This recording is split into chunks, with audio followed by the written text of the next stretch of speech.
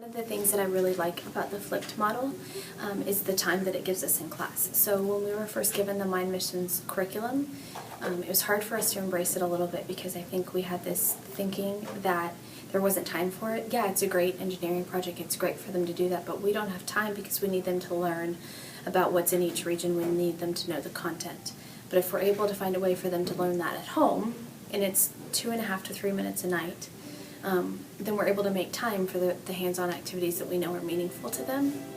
And that's really cool to be able to say, yeah, I can do it and I can do both and I have time for it. The other cool thing is the engagement factor. I feel like the first night that I assigned the video as homework, they weren't as excited. But when they came to class the next day, a few of them didn't do it and they weren't able to participate in the Mind Missions activity, and that was a big bummer for them. So it became a huge incentive to go home and do your homework and learn the information so that you could do the cool and engaging activity. And also they just like the video, they think it's fun. They talk about it all the time, they're trying to figure out whose voice it is. So things like that are cool. At home, we watch a video about the regions. It's one video, but we only watch a part of it about one region, and then we take notes and we come to school and do an activity about it. And we're looking forward to doing the Mind Missions because they're so fun at school, so it's like almost impossible to forget to do your homework. The most recent flipped lesson that I created was about water molecules.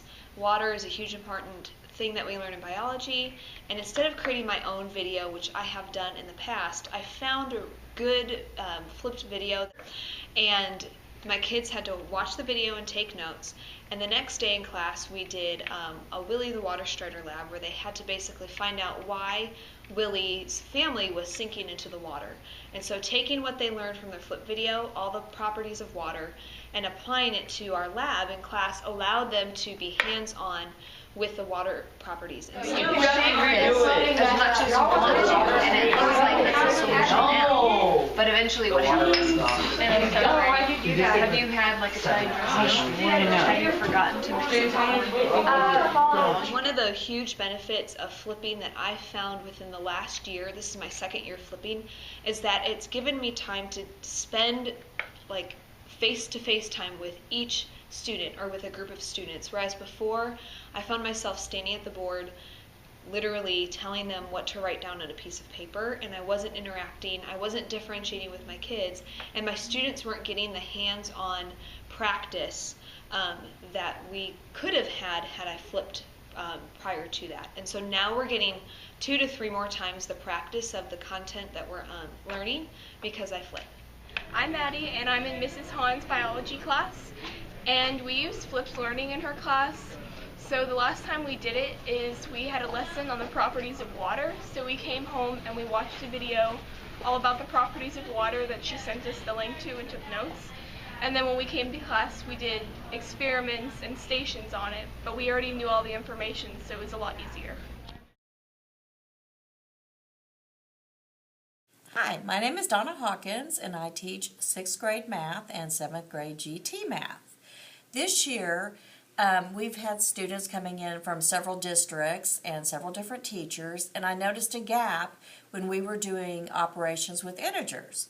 So what we did is, for those who needed it, we provided a flip video that supported the addition of integers with both negative and positive, subtraction, multiplication, and division.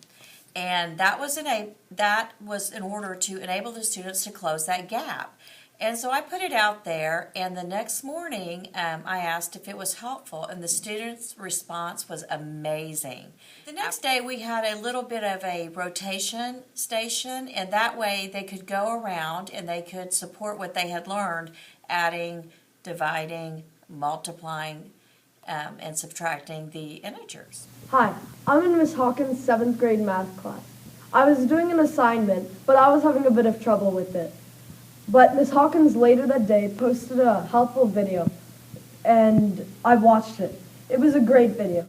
So after I watched that video, I came back to math class the next day, and I was able to complete the assignment with ease, and I got 100 on it, so